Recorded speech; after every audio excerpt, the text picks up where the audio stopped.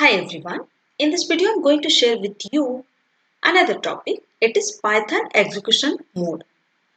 Python execution mode has two types, interactive mode and script mode. Interactive mode you can write like this in this triple code, triple greater than is there, and here you have to write the commas and you will get the output just like see a equal to 23, b equal to 34, s equal to a plus b and s, print it s.